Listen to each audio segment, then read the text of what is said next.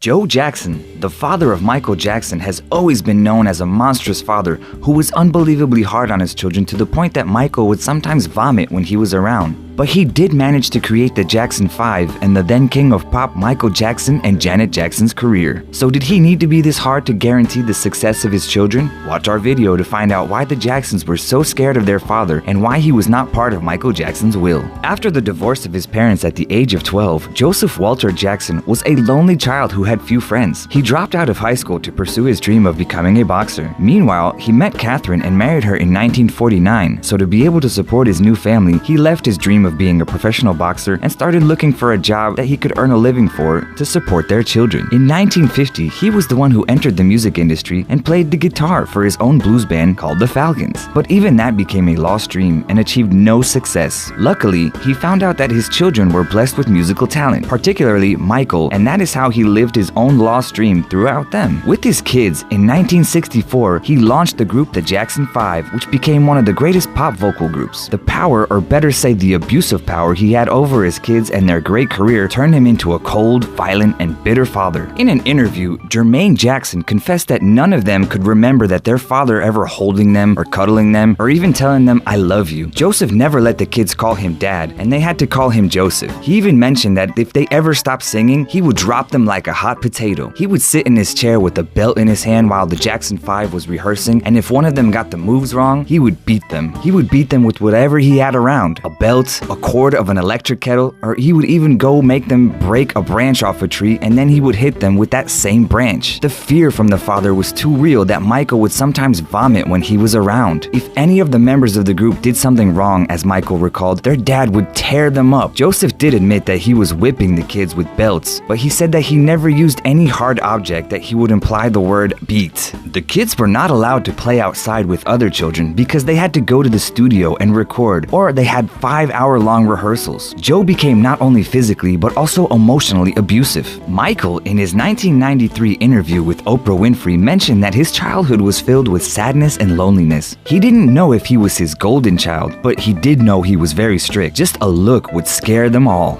Joe's psychological bullying was mostly targeted at Michael Jackson. He remembered that he was very self-conscious in his teenage years about his big nose and acne. Using that against him, Joe used to call him ugly and referred to him as Big Nose. This had such a destructive effect that Michael developed a tic of touching his nose all the time in order to hide it. Later, as an adult, he started a series of plastic surgeries that went too far, as it only left 2 holes on his face and he had to wear a prosthetic nose. Joe never regretted beating the children. In an interview with Oprah Winfrey in 2010, he mentioned that beating helped keep the children out of jail and kept them right. He said, "I don't think Michael was afraid of me. What he was afraid of was that he may do something wrong and I would reprimand him, but not beat him. I never beat him like the media tried to say." But what the media believed and what Michael said in his interviews states otherwise. Conrad Murray, the doctor who was convicted of involuntary manslaughter in the death of Michael Jackson, stated that Joe had Michael receive chemical castration, hormone injections when he was only 12 years old to keep him from having a deep voice and delay his puberty. As time went by, Michael started to see that his father's harshness was kind of love, that the reason why he was pushing them so hard was that he didn't want anyone to ever look down on his children. The relationship between the two became a bit better as Joe was the one who was around Michael during the trial in 2005. In his interview with Oprah, Michael said, "I love my father,